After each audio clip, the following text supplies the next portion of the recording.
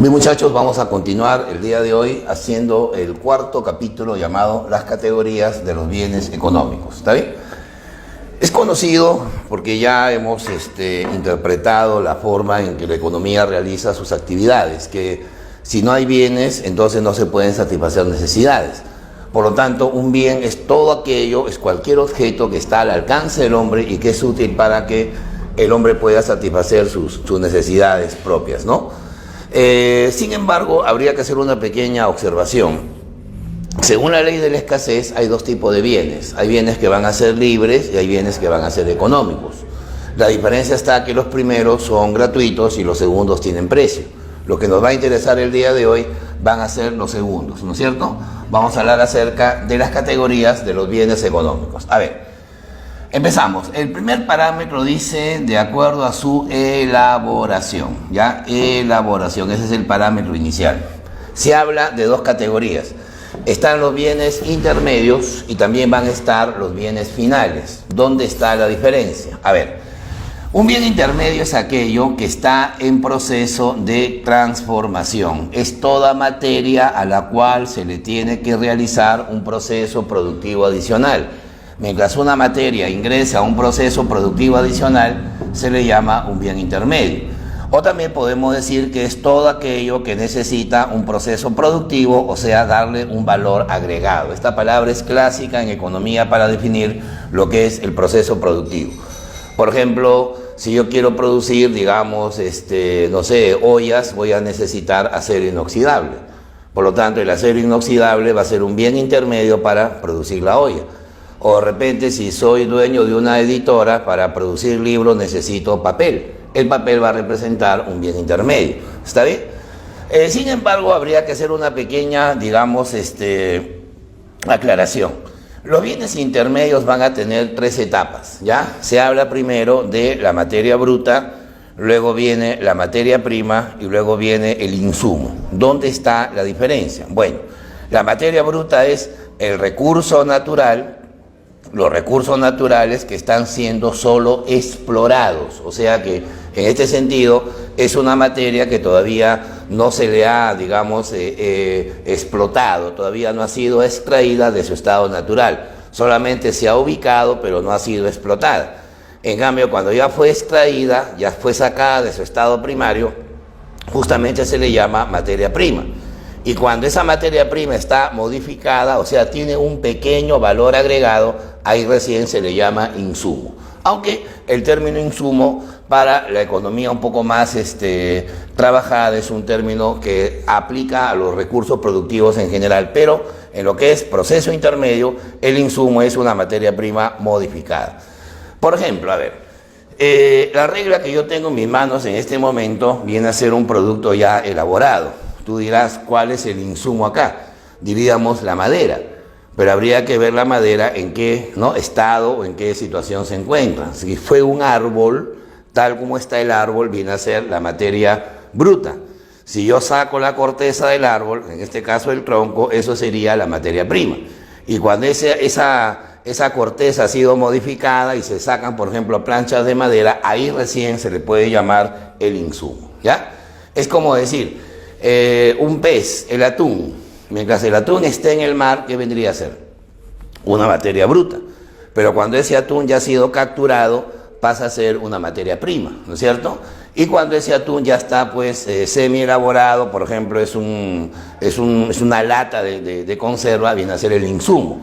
Y lógicamente el producto ya elaborado, que puede ser una comida en un restaurante, ponte una causa de atún, pasa a ser lo que nosotros llamamos un bien final. O sea, el bien final va a ser un bien terminado. ¿Por qué se llama terminado? Porque ya está procesado, ya está elaborado. Esta regla es un bien terminado. La pizarra en la cual hacemos la clase es un bien terminado, ¿no es cierto? Esta vivienda es un bien terminado.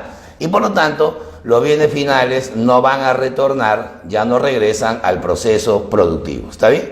Pero también habría que hacer algunas aclaraciones, porque a veces podemos confundir si es un bien intermedio o es un bien final. A ver, acá podemos aplicar algunos ejemplos.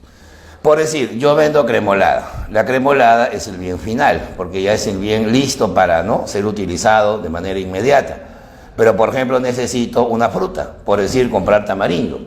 Con el tamarindo hago obviamente el jugo para poder vender la cremolada. Entonces el tamarindo viene a ser el bien intermedio y la cremolada pasa a ser el bien final. Si yo tengo una tienda que vende pizzas, ¿verdad? La pizza es un bien final, pero por ejemplo el queso utilizado en su producción va a ser un bien intermedio. Noten ustedes que en ambos casos a estos bienes hay que darles una elaboración adicional. Pero por ejemplo podemos tener también una pequeña comparación. Si yo compro la uva para producir pisco, la uva es intermedio. El pisco pasa a ser un bien final, ¿no? Obviamente sí se utiliza para tomarlo directamente. Pero ¿qué pasa si ese pisco no se usa para beberlo, sino para producir, por ejemplo, un trago? Digamos un chilcano. Entonces el pisco pasa a ser un bien intermedio y el chilcano pasa a ser un bien final. A ver, yo les haría una pregunta. ¿La manzana qué vendría a ser? ¿Intermedio o final? La respuesta sería depende, ¿no? Si la manzana, por ejemplo, la usamos para comerla directamente, pasa a ser un bien final. Pero si la manzana se usa, ponte en la pastelería, ¿no? Para producir, que no sé, queques, país, por ahí, pasa a ser un bien intermedio. O sea, dependerá, obviamente, de su proceso productivo. Por eso hay que distinguir bien intermedio y bien final. La diferencia está en esta palabrita, señores, ¿ya? Que se llama valor agregado, ¿ya? ¿Listo? Bueno. Vamos ahora al segundo parámetro. Dice de acuerdo a la duración. De acuerdo a la duración. Evidentemente, cuando nosotros consumimos bienes o empleamos bienes, hay algunos que podemos guardar para usos sucesivos, pero también hay bienes que no se pueden almacenar. O sea, hay bienes que vamos a utilizar solamente una vez. Por ejemplo, no es lo mismo comprarse un tamal para desayunar que comprarse un auto. Hay una diferencia, ¿no? Mientras el auto lo puedo utilizar durante mucho tiempo, el tamal solamente lo voy a emplear una vez, ¿no? Es más, si me compro el auto que me va a durar mucho tiempo, la gasolina no. Entonces hay que ver completamente pues que hay bienes que van a ser duraderos y otros que se consumen de manera, digamos, inmediata. Justamente la economía hace lo siguiente. Habla de bienes fungibles y también habla de bienes no fungibles. ¿Dónde está la diferencia? Que los bienes fungibles van a ser no duraderos. ¿Por qué se llaman no duraderos? Porque se extinguen, o sea, solamente servirán para un acto de consumo. Al primer uso ya desaparecen o se van a desechar, ¿no es cierto? Por ejemplo, un helado. No, me compro un helado, lo consumo y ahí quedó, ¿verdad? Ya fue, desecho el envase, desecho el palito, etcétera, o la bolsita, etcétera, etcétera, ¿no? El cigarro, lo consumo, si es que utilizo el cigarrillo, ¿verdad? La droga, inclusive, podría ser también un bien, ¿no es cierto? Un bien fungible.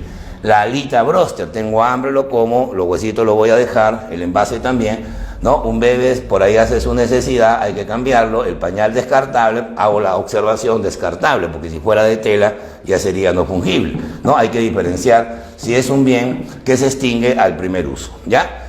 En cambio, los no fungibles van a ser bienes duraderos. ¿Por qué se llaman duraderos? Porque van a servir para varios actos de consumo, o sea, no se van a extinguir al momento que los vamos a consumir, ¿verdad?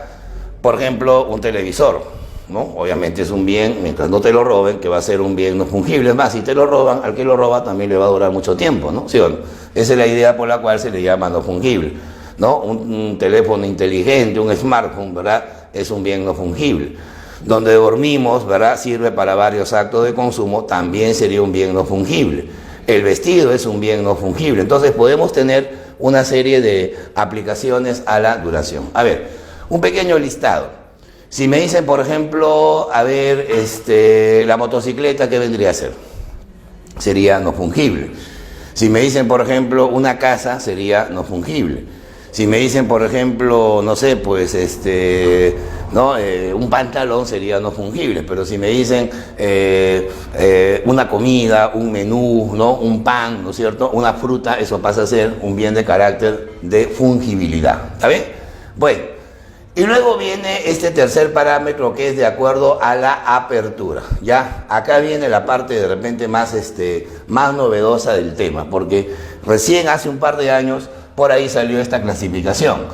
Ahora, ¿por qué se habla de apertura? Recordemos que hoy la economía tiene dos etapas. No hay economía que esté mundializada. Y lógicamente al estar mundializada debe estar globalizada, ¿no? La globalización es hoy el punto central de las relaciones entre países, ¿no? Por eso se habla de bienes transables y también se habla de bienes no transables. ¿Dónde está la diferencia? A ver, los bienes transables son aquellos que van a tener mercado interno y externo, o sea que no solamente se consumen en el país que los ha producido, sino que también se pueden consumir, se pueden vender al mercado mundial, o sea, tienen una apertura al mercado internacional. Es decir, vamos a poderlos exportar, esto significa exportación, y también vamos a poderlos importar. Por eso se habla en las economías mundiales de lo que es las balanzas comerciales, ¿no? Que es un tema de comercio exterior. Los países tienen que comparar lo que venden, o sea, lo que exportan, y lo que compran, o sea, lo que van a importar. Y a partir de ahí se habla de un bien transable, ¿no es cierto? Una pregunta de actualidad. Si todas las economías en el mundo son abiertas, o sea, están relacionadas, tienen tratados, tienen convenios, ¿no? O simplemente tienen relaciones comerciales, ¿habrá algún país en el mundo que tenga una economía cerrada, una economía pues autárquica, ¿no? Completamente aislada del comercio mundial? Es poco probable. Hasta ahora lo que más se aproxima a una autarquía es Corea del Norte, ¿no? Porque Corea del Norte es un país donde el tema de balance de pagos, el tema de comercio, de transacciones, es una palabra que no funciona, ¿no? Vamos a decir que Corea del Norte podría ser una economía cerrada, una economía completamente, ¿no? Esclavizada hasta cierto punto. Bueno, en la economía peruana, a ver, vamos a mencionar los bienes transables más importantes. Por ejemplo, el Perú es un país donde casi el 60% de los dólares que recibimos vienen ¿de dónde? De la actividad minera, ¿no? Lo que más vende el Perú son minerales, ¿no es cierto? Tenemos una posición importante, estamos entre los 6 países, ¿no? Mineros más importantes en el globo terráqueo. Por ejemplo, tenemos el cobre, tenemos el níquel, tenemos el zinc, tenemos la plata, también tenemos el oro, el hierro, ¿no? Son los bienes transables más importantes. En la agricultura, a nivel tradicional está la papa, el cacao, el algodón, ¿no? Nos olvidamos del café probablemente, ¿no? A nivel no tradicional tenemos los textiles, las confecciones, las conservas, ¿no? Las frutas que exportamos, tenemos liderazgo mundial en frutas, ¿no? A nivel de importación traemos artefactos, traemos autos, traemos insumos, traemos maquinaria. Todos esos bienes, señores, se van a llamar bienes transables, ¿ya? Se pueden exportar y se pueden importar. En cambio, los no transables, ojo a la palabra, no transables, son aquellos que solamente van a tener su mercado interno. O sea, que todavía no logran la globalización, todavía no se pueden adentrar al mercado mundial. O sea, mandan cancho, exportación cero, importación cero, exportación cero, importación cero. Para que esto ocurra, la economía debería pues salir de ese aislamiento, ¿no? Para hacer más transable la posición de un bien. Ya, ahora muchachos, el cuarto parámetro dice de acuerdo a la función. O sea, este es un parámetro que de repente es el más aproximado a lo que es la actividad económica propiamente, porque observen que afirma que los bienes pueden ser de consumo o también pueden ser de capital. Ya, vamos a tratar de hacer la definición y luego con ejemplos vamos a tratarlo de aplicar, ¿ya? Bueno, un bien de consumo van a ser los bienes satisfacientes, ¿ya? ¿Por qué se llaman satisfacientes? Porque generan un bienestar inmediato, ¿verdad? Satisfacen necesidades inmediatas. Como dato macro, vamos a decir que el 72% del Producto Bruto Interno del país son bienes de consumo, ¿no? ¿Qué pasa si yo les empiezo a preguntar por empresas? Las empresas que ustedes me van a dar, las que conocen por nombre, por denominación, casi la mayoría producen bienes de consumo, ¿no? Por eso que decimos que representa el componente de más peso en la riqueza de un país. Al final, lo que la economía busca es satisfacer necesidades y por lo tanto la satisfacción se logra con los bienes de consumo, ¿ya? Y además estos bienes van a ser parte de la canasta familiar, ¿saben? Vamos a poner acá algunos ejemplitos. A ver, la ropa. ¿Por qué es un bien de consumo? Porque satisface la necesidad de vestirse, ¿no? La cerveza satisface la necesidad de beber. El iPhone satisface la necesidad de comunicarnos. La galleta satisface la necesidad de alimento. Entonces, obviamente se van a considerar bienes de consumo. En cambio, la parte, digamos, antitética, ¿no?, a los bienes de consumo, se van a llamar los bienes de capital. ¿Por qué se llaman bienes de capital? Porque van a ser bienes de inversión. ¿Por qué se llaman de inversión? Porque son compradas por las empresas, ¿ya? Las inversiones son generalmente por parte de las empresas, mientras que las familias van a realizar el consumo. Eso es lo que formalmente podemos diferenciar. Ahora, los bienes de capital son aquellos que producen nuevos bienes, generan nuevas riquezas, pero sin cambiar de ¿qué? Sin cambiar de forma. Esta es la clave fundamental. ¿Por qué? Porque la mayoría de personas pueden confundir un bien que se transforma en el proceso productivo, ya lo hemos notado, un bien intermedio, y lo que es un bien de capital. Porque el bien de capital, si bien es cierto, genera nuevos bienes, pero no se va a transformar, o sea, es un bien duradero. Si bien es cierto, no se transforma ni va a desaparecer, sin embargo, el bien de capital sí se va haciendo obsoleto. El bien de capital tiene que ser reemplazado con el tiempo. Lógicamente, ese reemplazo en economía le llamamos depreciación, ¿ya? La depreciación es un concepto asociado al deterioro de un bien de capital. Por ejemplo, a ver, un sastre necesita tela para hacer el traje, pero también va a necesitar la tijera, ¿no?, para hacer los diseños del traje, cortar la tela. Entonces a mí me preguntan, la tela, ¿por qué no es un bien de capital? Porque la tela cambia de forma, la tela se vuelve traje. En cambio, el traje no es de tijera, ¿no? La tijera no se va a convertir en un terno, por lo tanto la tijera va a constituir el bien de capital. Un bien de capital puede ser también, para ese mismo sastre, la máquina de coser, ¿no? Un bien de capital puede ser también su propio local, ¿sí o no?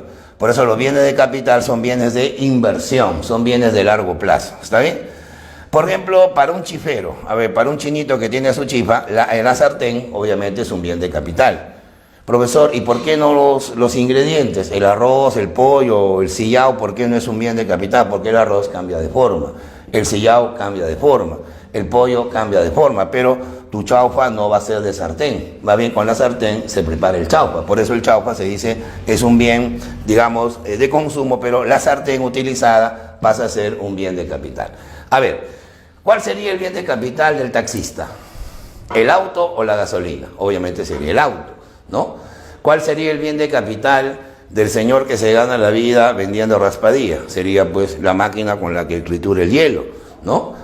¿Cuál es el bien de capital de un emolientero? Sería pues las ollas, ¿no?, la carreta, lo que va a utilizar para el proceso de producción. ¿Está bien? Pero también habría que hacer algunas comparaciones, porque habíamos dicho hace un instante que el bien de consumo era el bien comprado por las familias y el de capital era el comprado por las empresas. Sin embargo, hay una pequeña diferenciación. ¿Qué pasaría si yo digo un bien de consumo puede ser un bien de capital y viceversa? Respuesta sí, porque dependerá de la función que tenga en ese momento. Por ejemplo, ¿qué pasa si un bien lo empleamos para generar ingresos? Va a ser un bien de capital. Pero si ese bien lo usamos para generar satisfacción, va a ser un bien de consumo. Por ejemplo, un muchacho se va a la academia a estudiar en su bicicleta. La bicicleta está utilizándola para generar una satisfacción a su transporte. Entonces la bicicleta va a ser un bien de consumo. Pero ¿qué pasa si en la noche ese muchacho emplea la bicicleta para trabajar en Globo, en Rappi, en Delivery, ¿no? O sea, obviamente esa bicicleta la volvió un bien de capital porque la está utilizando para fines de inversión. O de repente, no sé, si yo utilizo, por ejemplo, mi revólver para mi defensa personal, va a ser un bien de consumo. Pero si es para mi trabajo de guardaespaldas o de vigilante, va a ser un bien de capital. Mi auto usado para mi transporte personal es un bien de consumo, pero el auto usado para hacer colectivo, llevar gente, hacer taxi, va a ser un bien de capital. Dependerá, obviamente, de la función que tenga, ¿ya? A ver, quinto parámetro, dice ahí, de acuerdo a su relación, ¿ya? Lo que acá interesa, muchachos, es la conectividad que va a tener un bien.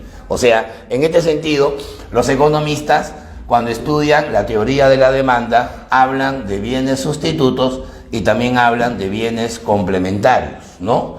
¿Dónde está la diferencia? A ver, los bienes sustitutos son aquellos que van a tener una demanda rival o excluyente. ¿Por qué se llama rival o excluyente? Porque satisfacen la misma necesidad. Satisfacen la misma necesidad. Por ejemplo, yo quiero comprar pollo, pero está caro, de repente ya estoy saturado. Puedo comprar pescado. El pescado satisface la misma necesidad del pollo. Es más, se puede hacer escabeche de ambos. Se puede hacer guiso de ambos, se puede hacer hasta ceviche de ambos. Por lo tanto, estos dos bienes se van a considerar sustitutos, ¿ya? Y además hay una propiedad, miren. Cuando un bien, uno de ellos, vamos a llamarle A, aumenta de precio, la demanda del sustituto, que se llama B, en el caso de la formalización, tiende a aumentar. ¿Cómo reaccionarían las amas de casa si el pollo se dispara de precio? Van a empezar a consumir más pescado. Por lo tanto, hay una relación directa entre el precio de uno y la demanda del otro. Y viceversa, ¿no? Si baja el precio de uno, bajaría la demanda del sustituto. ¿Qué pasaría si el pollo está baratito? Si se pone 2 por 1, la gente dejaría de comer pescado y se pasaría al pollo. Por lo tanto, ahí los bienes tienen esta relación directa. Cuando esto se cumple, la demanda rival o excluyente hace que los bienes se llamen sustitutos, ¿ya? En cambio, los conexos, los complementarios, ahí viene la parte un poquito complicada. Son aquellos que van a tener una demanda conjunta o derivada. Se llama conjunta o derivada porque al comprarse uno de ellos, necesariamente se debe comprar el otro. Por ejemplo, ¿no? Si yo quiero freír pollo, hacer mi pollo broster, también debo comprar harina. Claro, también debo comprar aceite, debo comprar, no sé, arroz, debo comprar verduras, debo comprar el ají, la mostaza, o sea, hay un montón de bienes que van a complementar.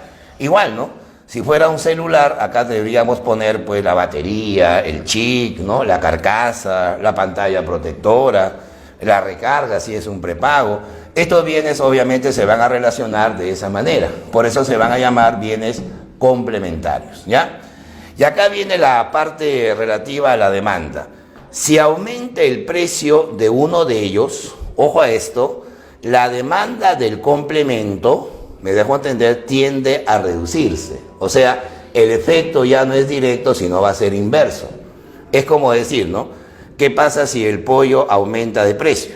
Entonces, hacer pollo frito, pollo broster ya no será tan opcional. Y eso haría bajar la demanda ¿de qué? De harina, porque si ya no se va a freír tanto pollo, ya no se necesita mucha harina. Pero ¿qué pasa si el pollo baja de precio? Entonces las amas de casa van a freír más pollo, comprarán más pollo y eso va a jalar un mayor consumo de harina. ¿Te das cuenta? O sea, siempre hay esa relación. Es como que los celulares aumenten de precio, bajaría la demanda de carcasas o de baterías. Pero si los celulares bajan de precio, subiría la demanda de baterías o de carcasas. ¿Te das cuenta? Siempre hay ese efecto complementario, ¿ya? Este es un parámetro que se denomina la relación, ¿ya? La relación. Ahora, de acuerdo al ingreso, ya, vamos a entrar a la parte más, digamos, técnica, instrumental del área microeconómica. Mira, según la renta, el presupuesto o el ingreso de los consumidores, se habla de 3 categorías. Hay bienes que van a ser normales, hay bienes que van a ser inferiores y hay bienes que van a ser esenciales, ¿no? ¿Dónde está la diferencia? A ver, un bien normal es aquel en donde el efecto renta va a ser positivo. ¿Qué queremos decir con esta definición? Muchachos, la renta es el ingreso, el poder de compra, el flujo nominal, el presupuesto. Tenemos un montón de nombres que darle a esta categoría económica. Sin renta no hay consumo. Por lo tanto, muchachos, la lógica es que si yo quiero aumentar mi consumo, tiene que aumentar la renta. Si tengo más renta, puedo consumir más, aumenta mi poder de compra. Pero si baja mi renta, baja mi presupuesto, bajará el nivel de consumo. Si a mí me preguntan, ¿en qué mes hay más consumo? Diciembre o enero, obviamente es en diciembre, porque en ese mes la gente tiene un mayor flujo nominal, tiene mayor ingreso. En enero, como quien dice, la gente tiene menos renta, está un poco gastada, ya tiene menos capacidad de gasto. Entonces, eso es lo que configura un bien normal. Por lo tanto, el bien normal es aquel en donde al subir la renta también se eleva el nivel de consumo, ¿no? Y cuando la renta disminuye, disminuye también el nivel de consumo. Mientras más renta tenga, puedo comprar más embutidos. Por lo tanto, los embutidos van a representar bienes normales.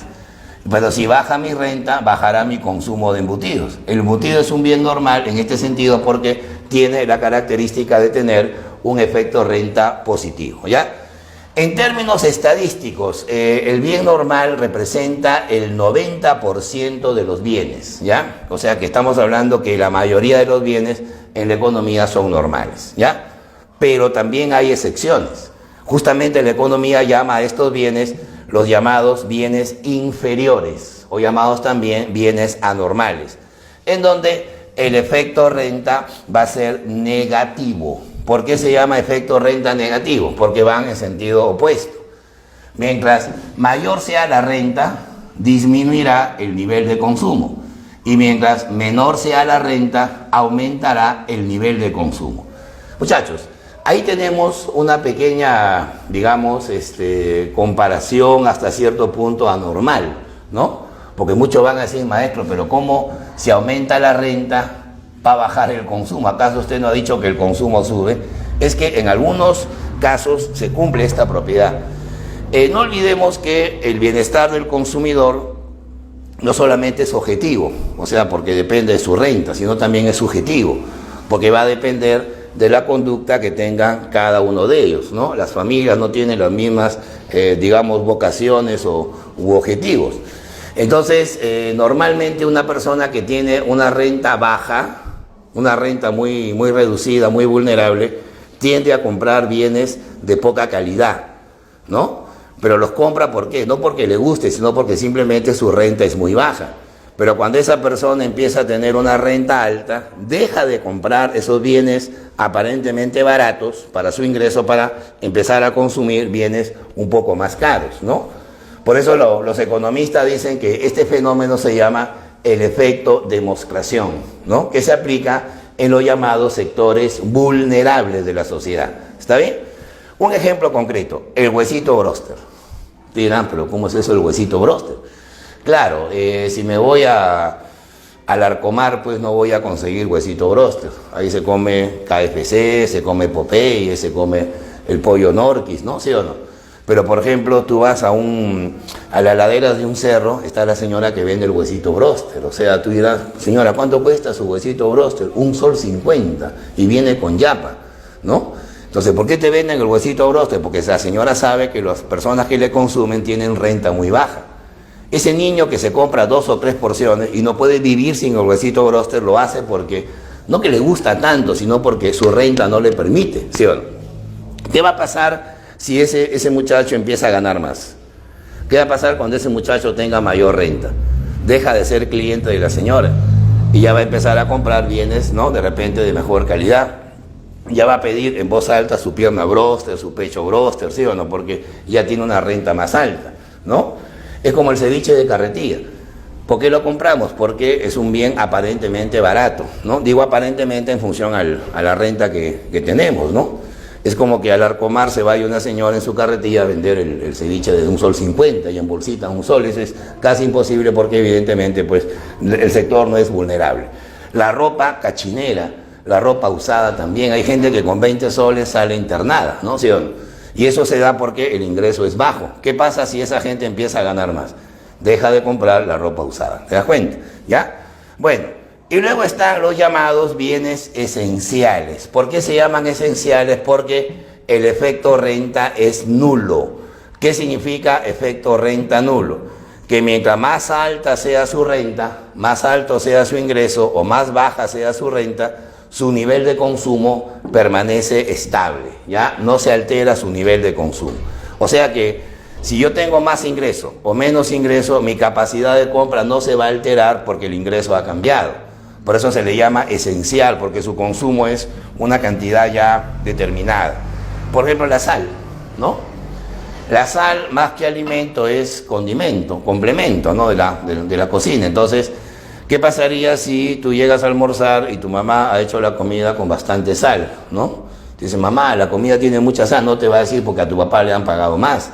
Como le han pagado más, le echan más sal, no es así, ¿no es cierto? El consumo de sal es un consumo ya predeterminado y por lo tanto se le considera un bien que esencial, ¿ya? Esa es la regla. Bueno, y luego también tenemos la combinación de la economía con el derecho. Acordémonos que la ciencia económica está interrelacionada con otras normas, con otras leyes, ¿no? Y justamente una de las leyes más importantes que la economía utiliza es la ley civil, ¿no?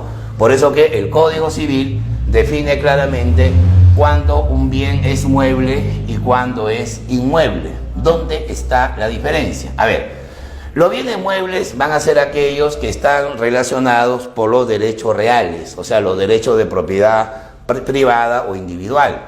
Por ejemplo, los vehículos terrestres, ¿no? Los vehículos de cualquier clase, ¿no es cierto? Pero siempre y cuando sean motorizados, ¿no?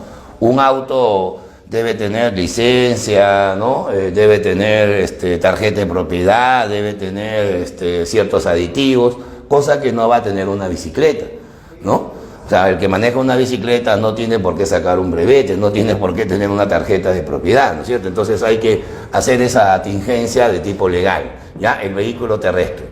Las construcciones en terreno ajeno, siempre y cuando sean temporales, ¿no? Por ejemplo, una invasión, ¿no? Por ejemplo, una feria, ¿no? Por ejemplo, un circo, ahí está, van a ser bienes que tengan la categoría mobiliaria.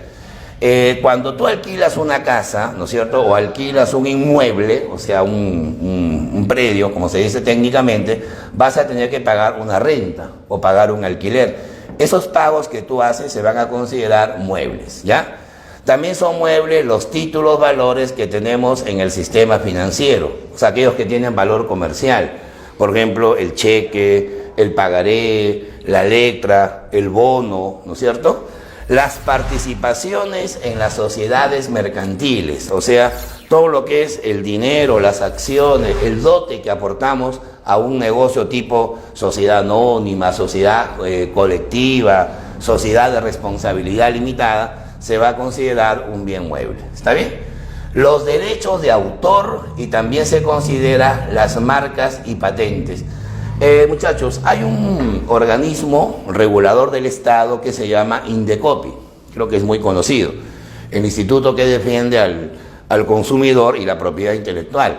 Justamente cuando alguien crea una obra, inventa algo o crea un producto, debe registrarlo, tanto el derecho de autor, tanto la marca del producto, el logotipo que el producto tenga, el diseño y hasta la patente, o sea, la autorización, para tener el respaldo legal, ¿no es cierto?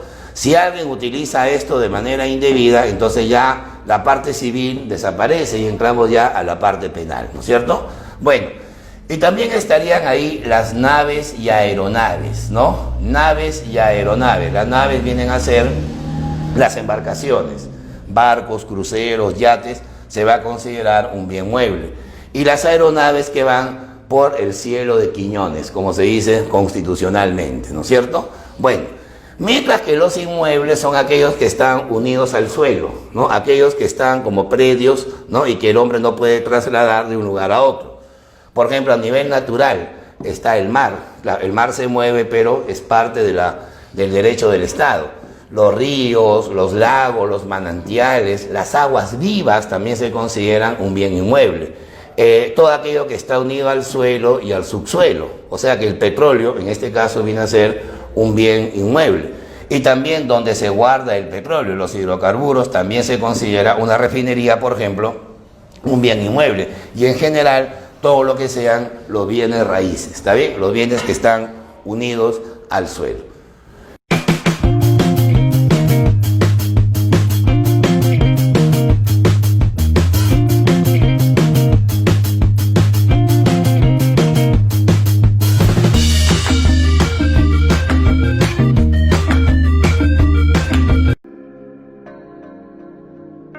Hola muchachos, vamos a resolver la práctica del capítulo número 4, que son los bienes, los servicios y sus categorizaciones.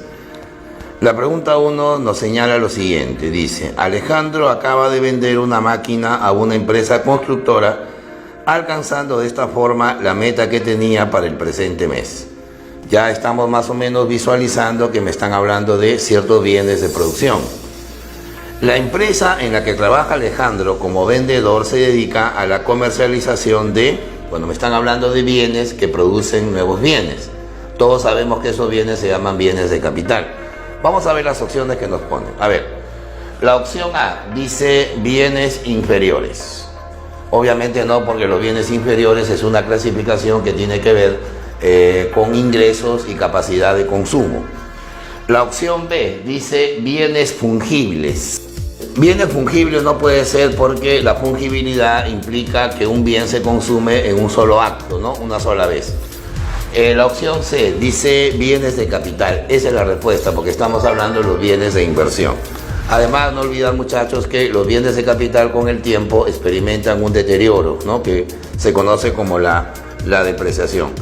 Y la opción D señala bienes inmateriales, ¿ya? Bueno, los bienes inmateriales corresponden a los llamados servicios, que por el momento no nos compete porque me están hablando de bienes físicos, bienes materiales. A ver, la pregunta número 2. Dice: Marcelo, paseando con su madre, decidió comprarle 2 vestidos por un valor total de 400 soles. Además de comprar un libro de economía para sus clases en la universidad por un valor de 90. Me están señalando una lista de bienes, hay que categorizarlos. Dice: posteriormente decidieron acudir al cine pagando por ambas entradas 40 soles. En total, ¿cuánto gastó Marcelo en bienes y en servicios? Acá lo que me están señalando es la diferencia entre lo material y lo que es prestación o de carácter inmaterial. ¿Un vestido representa un bien o un servicio? Obviamente representa un bien porque estamos hablando de algo material. Un libro también es algo material. Hasta el momento tenemos 2 bienes, pero cuando yo voy al cine, yo no compro la butaca, yo no compro la pantalla, no me compro el inmueble, estoy comprando una prestación, unas 2 horas de diversión. Por lo tanto, el cine sería el servicio. Entonces, nosotros sumamos el gasto en vestido, que es 400, el gasto en libros, que es 90, sería 490. En bienes gastó 490 y en servicios 40 soles. La opción A nos dice bienes 440, servicios 90. O sea, eso evidentemente se descarta. La opción B dice bienes 400 y servicios 90. También se descarta. La opción C, esa es la respuesta, porque señala en bienes 490 y en servicios 130. Ya se pasó de la canasta, ¿no? En bienes 490 y en servicios 130. Evidentemente eso no es lo adecuado. La opción sería la C, ¿ya? Bienes 490 y servicios 40 soles. A ver, pregunta número 3. Dice: cada vez que se incrementan los ingresos de la familia Rodríguez, se dejan de consumir bienes de origen nacional y en su lugar se opta por bienes importados, considerados de mayor calidad. En este caso, los bienes nacionales, ¿cómo serían considerados? Bueno, acá tenemos que categorizar una definición de bienes de acuerdo a la renta o el presupuesto del consumidor. La teoría de Ernst Engels señala que hay bienes normales, hay bienes superiores, hay bienes inferiores y bienes esenciales. La categoría de bien inferior se genera cuando, al aumentar la renta, el presupuesto de la gente, el consumo tiende a reducirse. Y cuando baja ese presupuesto, el consumo tiende a aumentar. Ahora, evidentemente esa categoría se va a dar en los grupos sociales que son de carácter vulnerable, o sea, los grupos sociales de rentas mucho más bajas, ¿no? Dice que cuando se consume un bien nacional es porque se tiene ingreso bajo. Al tener más ingreso lo dejo de comprar porque prefiero comprar algo importado. Entonces vamos a analizar las opciones. A dice bienes inferiores. Esa sería la clave, porque me están hablando de los bienes de carácter anormal. Por ejemplo, un bien inferior puede ser la comida que venden los ambulantes, ¿no? Puede ser la ropa usada que se vende en algunos lugares vulnerables también. El ceviche al paso en la carretilla también se considera un bien inferior. La opción B dice bienes normales. Normales no, porque en el bien normal el efecto es directo, ¿no? Mayor renta, mayor consumo. La opción C dice bienes ordinarios. Bueno, el término ordinario es un concepto que no existe en economía. ¿Ya? Y la opción D dice bienes de capital, lo cual implica que estamos hablando de maquinarias, equipos. Acá no me señalan para nada la función de un bien. Me consideran en este caso la renta o el presupuesto. A ver, pregunta número 4. Dice, en las familias cuyos ingresos no son lo suficientemente altos, estamos hablando de la gente de ingresos reducidos, es común consumir bienes, a ver, señalan las opciones. Habla la opción A, bienes normales. El bien normal no depende mucho si la renta es alta o es baja, sino cuando la renta varía. No hay que confundir una renta alta con variación de la renta, son cosas muy diferentes. La opción B dice bienes Giffen. Bueno, en el siglo XIX en Londres, en Inglaterra, apareció un economista llamado Robert Giffen que señalaba que hay bienes vulnerables en los sectores sociales de menores ingresos, en donde al tener un precio digamos muy reducido por el poco ingreso que hay, la gente tiende a consumir más, ¿no? Y por tanto es normal, pues evidentemente, entender que el bien Giffen tiene relación con el precio, no con la renta. Luego dice los bienes Veblen. Los bienes Veblen sería lo contrario al bien Giffen, ¿no? Porque el bien Veblen fundamentalmente está asociado a la gente de ingresos más altos. Por ejemplo, ¿qué pasa si los diamantes bajan de precio? La gente rica deja de comprarlos. ¿Qué pasa si un viaje en un crucero se hace 2 por 1? La gente va a dejar de viajar porque tienen rentas muy altas. Y la opción D señala bienes inferiores. Esa sería la clave porque estamos hablando de rentas bajas en sectores totalmente vulnerables. Pregunta número 5.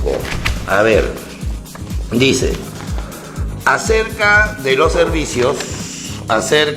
servicios podemos afirmar que, a ver, son denominados también bienes inmateriales. Pueden almacenarse para ser utilizados al futuro. Poseen una existencia material. Y la opción D dice son actividades económicas para satisfacer necesidades. Bueno, un servicio es una prestación inmaterial. Por lo tanto, toda actividad económica no necesariamente es producción de servicios, también puede generar bienes, o sea, cosas materiales. Así que la opción más directa sería la opción A, porque señala que también se considera como bienes, pero de carácter inmaterial, ¿no? Ir al médico es comprar algo inmaterial, ir al cine es comprar algo inmaterial, ¿no? Recibir esta clase es algo inmaterial, por lo tanto la prestación es netamente intangible. Entonces la alternativa correcta sería la letra A, que dice son denominados también bienes inmateriales. Pregunta número 6. Dice, estamos en la teoría de los bienes. El valor de uso referido a la capacidad que se tiene de satisfacer una necesidad es una característica, ya. En la teoría de David Ricardo, economista clásico del siglo XIX, a comienzo del siglo XIX, se señalaba la diferencia entre valor de uso y valor de cambio. El valor de uso es la cualidad subjetiva de un bien, la utilidad que genera un bien. El valor de cambio es la capacidad de compra que genera un bien. Recordemos aquel ejemplo célebre de David Ricardo donde señalaba que el agua tiene mucho valor de uso pero poco valor de cambio, mientras que el diamante tiene más valor de cambio y poco valor de uso. La contradicción es inmediata. El valor de uso referido a la capacidad que se tiene de satisfacer una necesidad es una característica, la opción A señala solo de los bienes económicos. No, el aire también nos genera valor de uso, la luz solar también nos genera valor de uso, así que en general los bienes que tienen valor de uso son todos, tanto libres, económicos, fungibles, infungibles, muebles, inmuebles, de consumo de capital, todo tipo de categoría. La opción B dice solo de los servicios, descartamos esa opción. La opción C dice de los bienes libres y económicos, esa es, porque generalizamos a todas las categorías de bienes que van a tener el valor de uso. De los bienes fungibles únicamente la opción D, obviamente no, porque hemos dicho que los bienes fungibles son aquellos que se consumen al primer uso, pero también los infungibles tienen valor de uso, así que esa opción también la vamos a descartar, ¿ya? Y luego dice la pregunta número 7. Cuando dos bienes deben consumirse juntos, dado que la satisfacción de la necesidad no podría hacerse sin ambos, se denominan... Yo les haría una pregunta, muchachos. Si ustedes compran un auto, necesariamente deben comprar siempre gasolina. Sin gasolina el auto no funcionaría. Al comprarse un celular deben tener energía para poderlo recargar. O sea, evidentemente siempre hay una conexión. Si compro pollo, también debo comprar pimienta, debo comprar papa, debo comprar arroz, debo comprar cremas, ¿no? Entonces siempre hay un complemento. Como un ceviche picante me va a dar sed, quiero una gaseosa o una botella con agua. Entonces siempre la relación va a ser de conexión.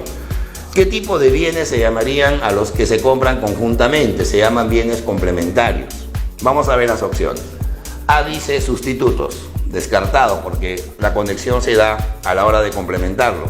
La opción B dice conexos, esa sería la respuesta por el complemento. La opción C dice sucedáneo, sucedáneo viene de sustitución. El pollo es el sucedáneo de la carne de res. La chicha morada es el sucedáneo de la gaseosa, ¿no es cierto? Y la opción D dice los bienes Giffen, o sea, los bienes que compra la gente de ingresos más reducidos, ¿no? Cuando el precio aumenta, más se consume ese tipo de bienes, algo que es algo anómalo a la ley de la demanda.